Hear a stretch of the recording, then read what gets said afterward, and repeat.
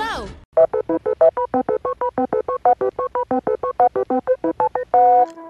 নমস্কার। টিং সুসুরোর বিশেষ নিবেদন সত্যজিৎ রায়ের লেখা বঙ্কুবাবুর বন্ধু। বঙ্কুবাবুকে কেউ কোনোদিন রাগতে দেখেনি। সত্যি বলতে কি, তিনি রাগলে যে কীরকম ব্যাপারটা হবে, কি যে বলবেন বা করবেন তিনি, সেটা আন্দাজ করা ভারী শক্ত। অথচ রাগবার যে কারণ ঘটে না তা মোটেই নয়। আজ 22 বছর তিনি কাঁকুরগাছি প্রাইমারি স্কুলে ভূগোল ও বাংলা পড়িয়ে আসছেন। এর মধ্যে কত ছাত্র এলো গেল, কিন্তু বঙ্কুবাবুর পিছনে লাগা ব্ল্যাকবোর্ডে তাঁর ছবি আঁকা, তাঁর বসবার চেয়ারে গাবের আঠা মাখিয়ে রাখা, কালী পুজোর রাত্রে তার পিছনে ছুঁচোবাজি ছেড়ে দেওয়া, এই সবই 22 বছর ধরে ছাত্র পরম্পরায় চলে আসছে। বঙ্কুবাবু কিন্তু কখনো রাগেননি, কেবল মাঝে মাঝে গলা খাঁকড়িয়ে বলেছেন, ছি। এর একটা কারণ অবশ্যই এই যে তিনি যদি রাগটাগ করে মাস্টারি ছেড়ে দেন, তো তার মতো গরিব লোকের পক্ষে এই বয়সে আর একটা মাস্টারি বা চাকরি খুঁজে পাওয়া খুবই শক্ত হবে। আর একটা কারণ হলো, ক্লাস ভর্তি দুষ্টু ছেলের মধ্যে দু একটা করে ভালো ছাত্র প্রতিবারেই থাকে। বঙ্কুবাবু তাদের সঙ্গে ভাব করে তাদের পড়িয়ে এত আনন্দ পান যে তাতেই তার মাস্টারি সার্থক হয়ে যায়। এই সব ছাত্রদের তিনি কখনো কখনো নিজের বাড়িতে নিয়ে আসেন, তারপর বাটি করে মুরগি খেতে দিয়ে গল্পচ্ছলে দেশ বিদেশে আশ্চর্য ঘটনা শোনান। আফ্রিকার গল্প, মেরু আবিষ্কারের গল্প, ব্রাজিলের মানুষ খেকো মাছের গল্প, সমুদ্রগর্ভে তলিয়ে যাওয়া আটলান্টিস মহাদেশের গল্প, এই সবই বঙ্কুবাবু চমৎকার করে বলতে পারেন। শনি রবিবার সন্ধ্যাবেলাটা বঙ্কুবাবু যান গ্রামের উকিল শ্রীপতি মজুমদারের আড্ডায়। অনেকবার ভেবেছেন আর যাবেন না, এই শেষবার আর না। কারণ ছাত্রদের টিটকিরি গা সওয়া হয়ে গেলেও বুড়োদের পিছনে লাগাটা যেন কিছুতেই বরদাস্ত হয় না। এই বৈঠকে তাকে নিয়ে যে ধরনের ঠাট্টা তামাশা চলে, সেটা সত্যিই মাঝে মাঝে সহ্যের সীমা ছাড়িয়ে যায়। এই তো সেদিন 2 মাসও হয়নি ভূতের কথা হচ্ছিল, বঙ্কুবাবু সচরাচর মুখ খোলেন না। সেদিন কি জানি হলো, হঠাৎ বলে ফেললেন যে তার ভূতের ভয় নেই, আর যায় কোথা। এমন সুযোগ কি এসব লোকে ছাড়ে?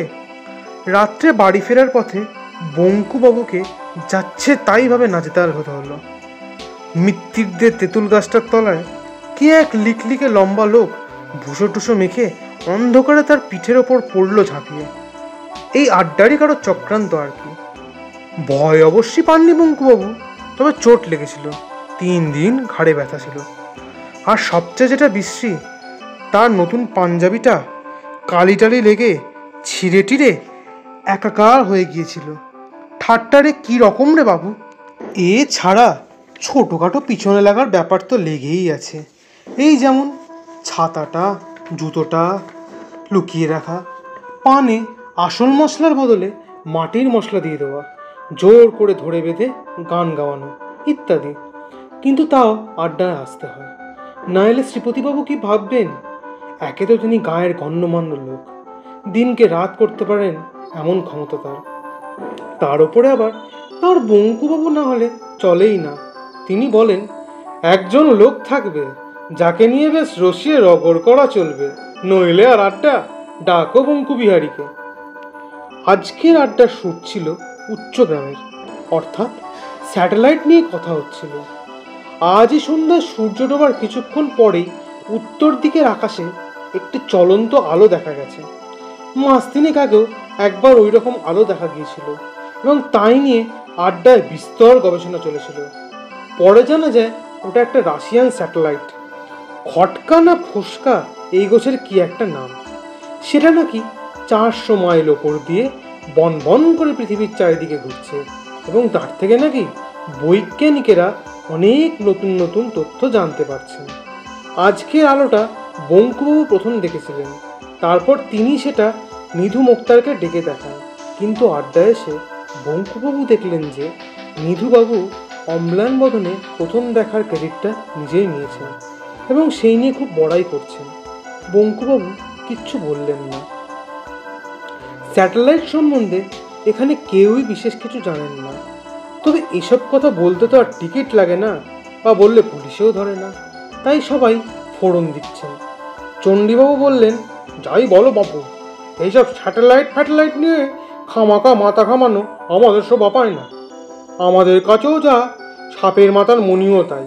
কোথায় আকাশের কোন কোণে আলোর ফুটকি দেখেছ তাই নিয়ে খবরের কাগজে লিখছে, আর তাই পরে তুমি বৈঠকখানায় বসে পান চুবোতে চুবোতে বাহবা দিচ্ছ, যেন তোমারই কীর্তি, তোমারই গৌরব, আত্মাইটা যেন তোমারই পাওনা। রামকানাইয়ের বয়সটা কম, সে বলল, আমার না হোক, মানুষের তো সবার উপরে মানুষ সত্য। চণ্ডীবাবু বললেন, রাখো রাখো, যত সব মানুষ না তো কি বাঁদরে বানাবে স্যাটেলাইট, মানুষ ছাড়া আছে কি? মৃদু মুক্তার বললেন, আচ্ছা বেশ, স্যাটেলাইটের কথা ছেড়েই দিলাম, তাতে নয় লোকটুক নেই, কেবল একটা যন্ত্র পাক খাচ্ছে, তা সে তো লাট্টুও পাক খায়, সুইচ টিপলে পাখাও ঘোরে, যাকগে, কিন্তু রকেটের ব্যাপারটা তো নেহাত ফেলনা নয় মায়া। চণ্ডীবাবু নাক ছিটকে বললেন, রকেট? রকেট দিয়ে কোন জলটা খাবে শুনি? তাও বুঝতাম যদি হ্যাঁ এই আমাদের দেশেই তৈরি হলো, গড়ের মাঠ থেকে ছাড়লে সেটা চাঁদেটাতে তাক করে আমাদের গিয়ে টিকিট কিনে দেখে এলুম, তাও একটা মানে হয়। রামকানাই বলল, ঠিক বলেছেন, আমাদের কাছে রকেটও যা, ঘোড়ার ডিমও তাই। ভৈরব চক্রবর্তী বললেন, ধরো যদি অন্য গ্রহ টগ্রহ থেকে একটা কিছু পৃথিবীতে এলেই বা কি, তুমি আমি তো আর সেটাকে দেখতে পাবো না। তা বটে। আড্ডার সবাই চায়ের পেয়ালায় মুখ দিলেন। এরপর তো আর কথা চলে না।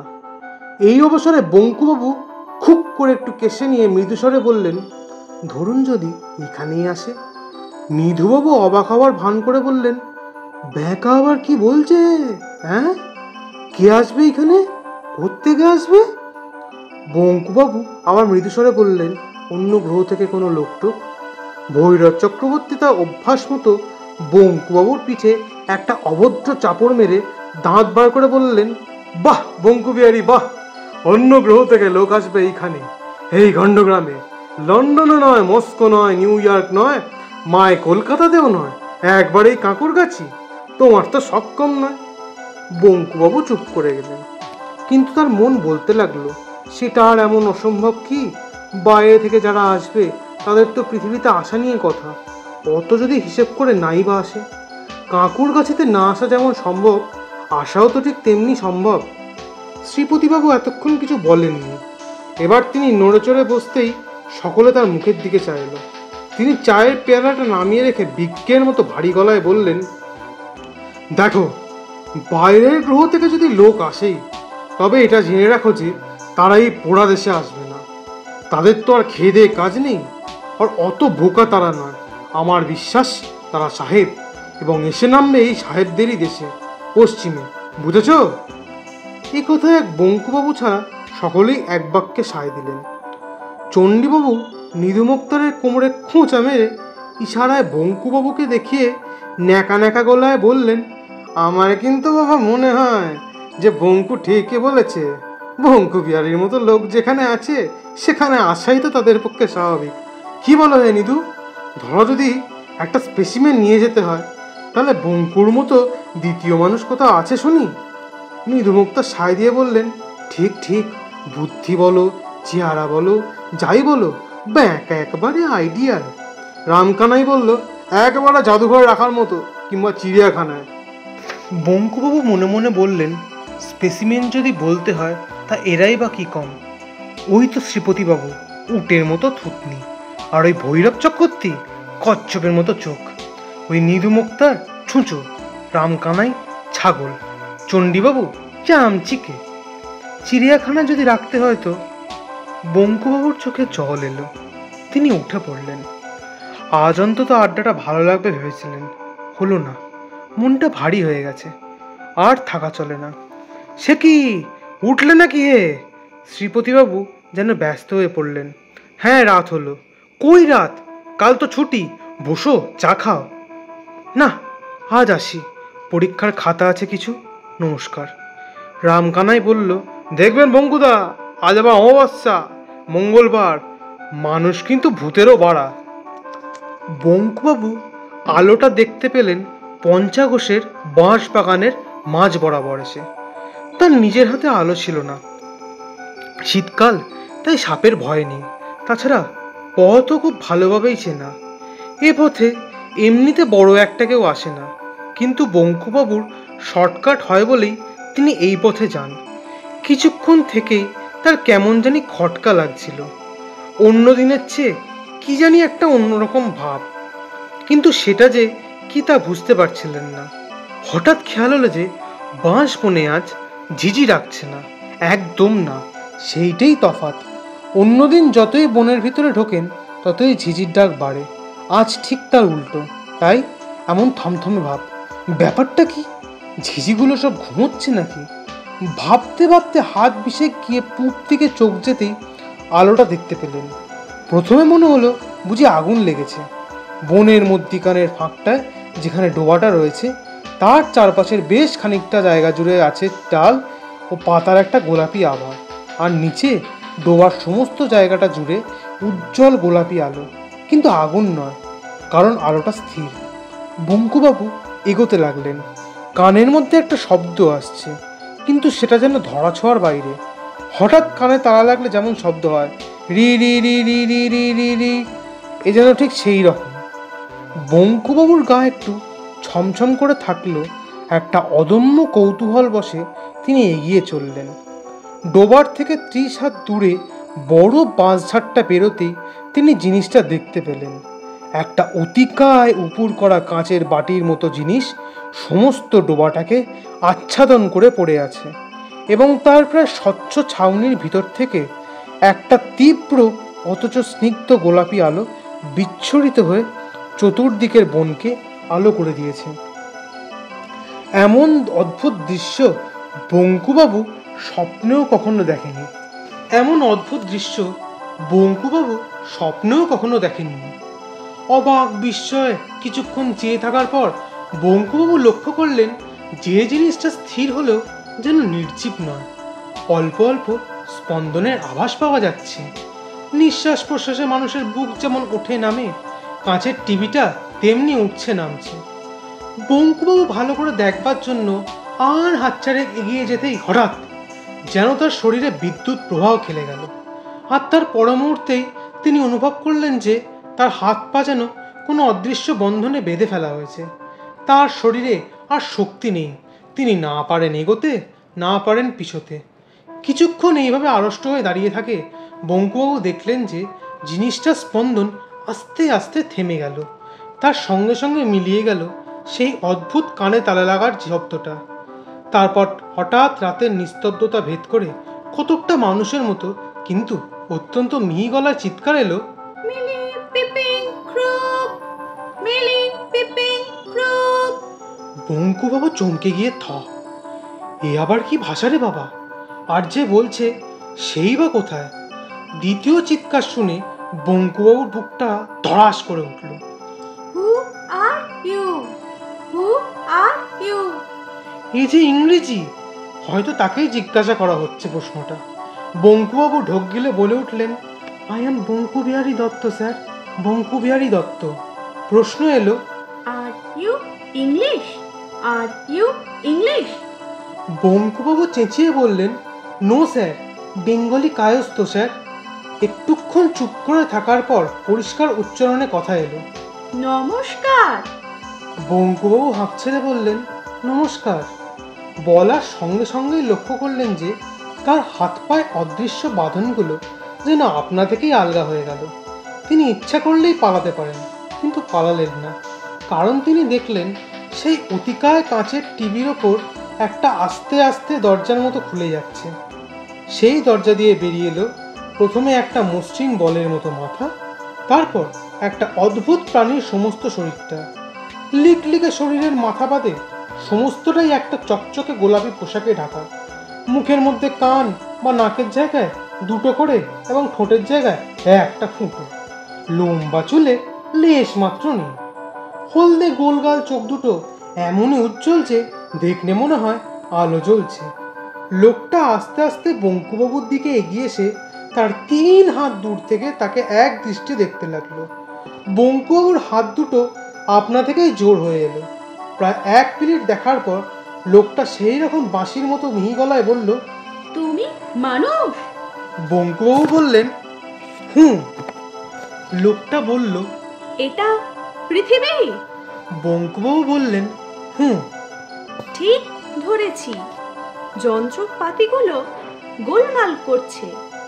যাবার কথা ছিল প্লুটোয়।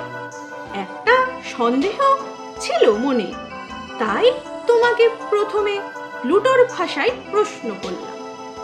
যখন দেখলাম তুমি উত্তর দিলে না, তখন বুঝতে পারলাম যে পৃথিবীতেই এসে পড়েছি। পণ্ডশ্রম হলো। ছি ছি ছি, এত দূরে এসে আরেকবার এরকম হয়েছিল। বুধ যেতে বৃহস্পতি গিয়ে পড়েছিলাম। একদিনের তফাৎ আর কি। হে হে হে। বঙ্কুবাবু কি বলবেন বুঝতে পারলেন না। তাছাড়া ওর এমনিতেই অস্বস্তি লাগছিল, কারণ লোকটা সরু সরু আঙুল দিয়ে ওর হাত পা টিপে টিপে দেখতে আরম্ভ করেছে। টেপা শেষ করে লোকটা বলল, আমি ক্রেনিয়াস গ্রহের অ্যাং, মানুষের চেয়ে অনেক উচ্চ স্তরের প্রাণী। এই লিকলিকে 4 ফুট লোকটা মানুষের চেয়ে উচ্চ স্তরের প্রাণী বললেই হলো। বঙ্কুবাবুর হাসি পেল। লোকটা কিন্তু আশ্চর্যভাবে বঙ্কুবাবুর মনের কথা বুঝে ফেলল। সে বলল, অবিশ্বাস করার কিছু নেই, প্রমাণ আছে। তুমি কটা ভাষা জানো? বঙ্কুবাবু মাথা চুলকিয়ে বললেন, বাংলা, ইংরেজি আর হিন্দিটা মানে আড়াইটে? হ্যাঁ। আমি জানি 14,000। তোমাদের সৌরজগতে এমন ভাষা নেই যা আমি জানি না। তাছাড়া আরো 31টি বাইরের গ্রহের ভাষা আমার জানা আছে। এর 25টি গ্রহে আমি নিজে গিয়েছি। তোমার বয়স কত? 50। আমার 833। তুমি জানোয়ার খাও? বঙ্কুবাবু এই সেদিন কালী পুজোয় পাঁঠার মাংস খেয়েছেন, না বলেন কি করে? অ্যাং বলল, আমরা খাই না। বেশ কয়েকশো বছর হলো ছেড়ে দিয়েছি। আগে খেতাম, হয়তো তোমাকেও খেতাম। বঙ্কুবাবু ঢোক গিললেন। এই জিনিসটা দেখছো? অ্যাং একটা নুড়ি পাথরের মতো ছোট্ট জিনিস বঙ্কুবাবুর হাতে দিল। সেটা হাতে ঠেকাতেই বঙ্কুবাবুর সর্বাঙ্গে আবার এমন একটা শিহরণ খেলে গেল যে তিনি তৎক্ষণাৎ ভয়ে পাথরটা ফেরত দিয়ে দিলেন। অ্যাং হেসে বলল, এটা আমার হাতে ছিল বলে তুমি তখন এগোতে পারোনি। কেউ পারে না। শত্রুকে জখম না করে অক্ষম করার মতো এমন জিনিস আর নেই। বঙ্কুবাবু এবার সত্যি অবাক হতে শুরু করেছেন। অ্যাং বলল, এমন কোনো জায়গা বা দৃশ্য আছে তোমার দেখতে ইচ্ছা করে কিন্তু হয়ে ওঠে না? বঙ্কুবাবু ভাবলেন, সারা পৃথিবীটাই তো দেখা বাকি। ভূগোল পড়ান, অথচ বাংলাদেশের গুটি কত গ্রাম ও শহর ছাড়া আর কি দেখেছেন তিনি? বাংলাদেশেরই বা কি দেখেছেন? হিমালয়ের বরফ দেখেননি, দীঘার সমুদ্র দেখেননি, সুন্দরবনের জঙ্গল দেখেননি, এমনকি শিবপুরের বাগানের সেই বটগাছটা পর্যন্ত দেখেননি। মুখে বললেন, অনেক কিছুই তো দেখিনি। ধরুন গরম দেশের মানুষ, তাই নর্থ পোলটা দেখতে খুব ইচ্ছে করে। অ্যাং একটা ছোট কাঁচ লাগানো নল বার করে বঙ্কুবাবুর মুখের সামনে ধরে বলল, এইটাই চোখ লাগাও। চোখ লাগাতেই বঙ্কুবাবুর গায়ে কাঁটা দিয়ে উঠল। এও কি সম্ভব? তার চোখের সামনে ধুধু করছে অন্তহীন বরফের মরুভূমি। তার মাঝে মাঝে মাথা উঁচিয়ে আছে পাহাড়ের মতো এক একটা বরফের চাই। উপরে নীল আকাশে রামধনুর রঙে রঙিন বিচিত্র নকশা সব ক্ষণে ক্ষণে রূপ পাল্টাচ্ছে। অরোরা বোরিওলিস। ওটা কি? ইগলু? ওই পোলার বিয়ারের শাড়ি, ওই পেঙ্গুনের দল। ওটা কোন বিভৎস জানোয়ার? ভালো করে দেখে বঙ্কুবাবু চিনলেন সিন্ধু ঘটক। একটা নয়, দুটো প্রচণ্ড লড়াই চলছে। মূলোর মতো জোড়া দাঁত একটা আরেকটার গায়ে বসিয়ে দিল। শুভ্র বরফের গায়ে লাল রক্তের স্রোত। পৌষ মাসের শীতে বরফের দৃশ্য দেখে বঙ্কুবাবুর ঘাম ঝরতে শুরু করলো। অ্যাং বলল, ব্রাজিলে যেতে ইচ্ছে করে না? বঙ্কুবাবুর মনে পড়ে গেল সেই মাংস খেকো পিরানাহা মাছ। আশ্চর্য, লোকটা তার মনের কথা টের পায় কি করে? বঙ্কুবাবু আবার চোখ লাগালেন।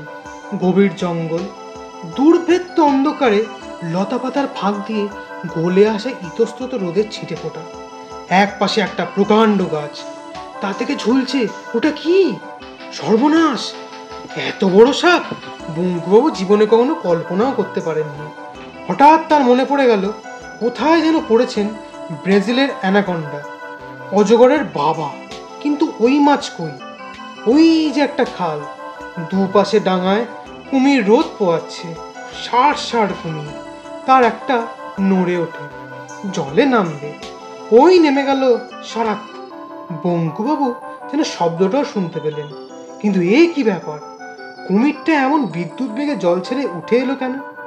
কিন্তু এ কি সেই একই কুমির? বঙ্কুবাবু বিস্ফারিত চোখে দেখলেন যে কুমিরটার তলার অংশটায় মাংস বলে প্রায় কিছুই নেই, খালি হাড়। আর শরীরের বাকি অংশটা গোগ্রাসে গিলে চলছে 5টি দাঁতালো রাক্ষসে মাছ, পিরানহা মাছ। বঙ্কুবাবু আর দেখতে পারলেন না। তার হাত পা কাঁপছে, মাথা ভোঁ করছে।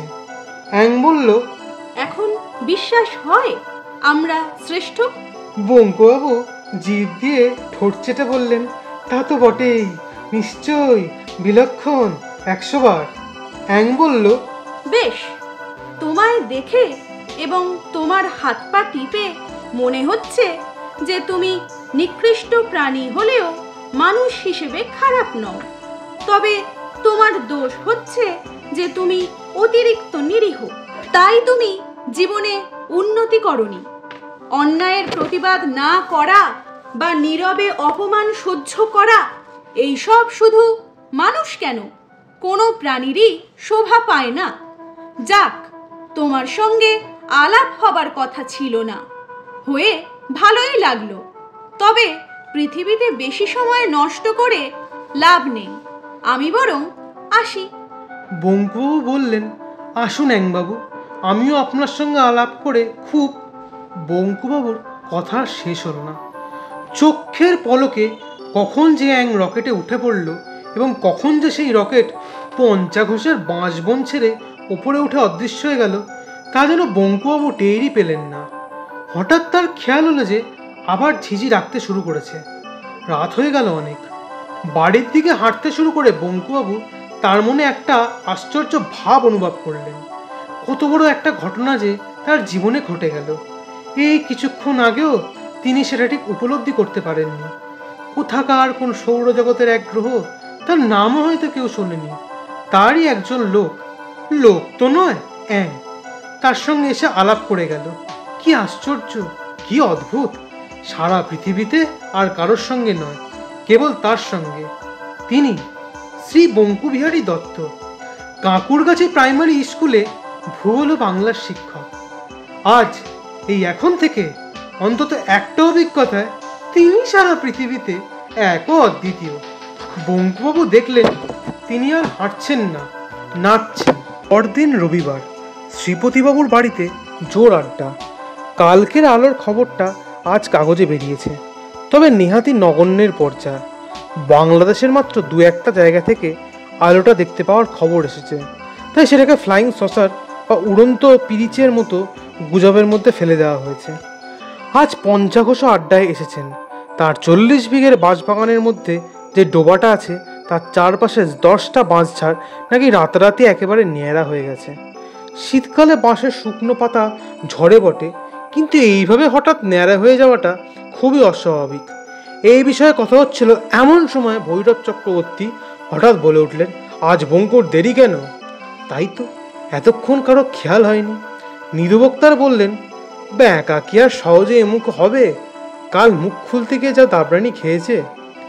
শ্রীপতিবাবু ব্যস্ত হয়ে বললেন, তা বললে চলবে কেন, বঙ্কুকে যে চাই। রামখানাই, তুমি একবার যাও তো দেখি, ধরে নিয়ে আসতে পারো কিনা।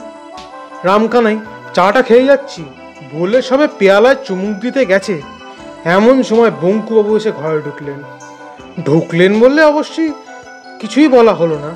একটা ছোটোখাটো বৈশাখী ঝড় যেন একটি বেটেখাটো মানুষের বেশে প্রবেশ করে সবাইকে থমথমিয়ে দিল। তারপরে ঝড়ের খেলা। প্রথমে পুরো 1 মিনিট ধরে বঙ্কুবাবু অট্ট হাসি হাসলেন, যে হাসি এর আগে কেউ কোনোদিন শোনেনি, তিনি নিজেও শোনেননি। তারপর হাসি থামিয়ে একটা প্রচণ্ড দিয়ে গম্ভীর গলায় বলতে শুরু করলেন, বন্ধুগণ, আমি অত্যন্ত আনন্দের সঙ্গে জানাচ্ছি যে আজ এই আড্ডায় আমার শেষ দিন। আপনাদের দলটি ছাড়ার আগে আমি কয়েকটি কথা আপনাদের বলে যেতে চাই, এবং তাই আজ এখানে আসা। 1 নম্বর, সেটা সকলের সম্বন্ধেই খাটে। আপনারা সবাই বড্ড বাজি বকেন। যে বিষয়ে জানেন না সে বিষয়ে বেশি কথা বললে লোকে বোকা বলে। 2 নম্বর, এটা চণ্ডীবাবুকে বলছি, আপনাদের বয়সে পরের ছাতা জুতো লুকিয়ে রাখা শুধু অন্যায় নয়, ছেলে মানুষই। দয়া করে আমার ছাতাটা ও খয়েরি ক্যাম্বিসের জুতোটা কালকের মধ্যে আমার বাড়িতে পৌঁছে দেবেন। নিধুবাবু, আপনি যদি আমাকে ব্যাঁকা বলে ডাকেন তবে আমি আপনাকে ছেঁদা বলে ডাকবো, আপনাকে সেইটাই মেনে নিতে হবে। আর শ্রীপতিবাবু, আপনি গণ্যমান্য লোক, আপনার মোসাহেবের প্রয়োজন হবে বই কি, কিন্তু জেনে রাখুন যে আজ থেকে আমি আর ওদলে নই। যদি বলেন তো আমার পোষা হুলোটাকে পাঠিয়ে দিতে পারি, ভালো পা চাটতে পারে। ও হো, পঞ্চাবাবু এসেছেন দেখছি। আপনাকেও খবরটা দিয়ে রাখি, কাল রাত্রে ক্রেনিয়াস গ্রহ থেকে একটি অ্যাং এসে আপনার বাঁশবাগানের ডোবাটির মধ্যে নেমেছিল। আমার সঙ্গে তার আলাপ হয়েছে।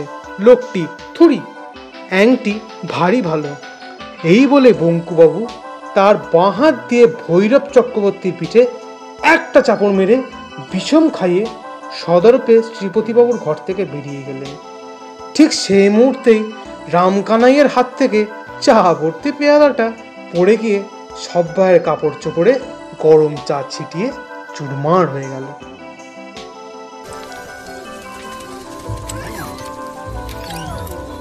Do you need assistance?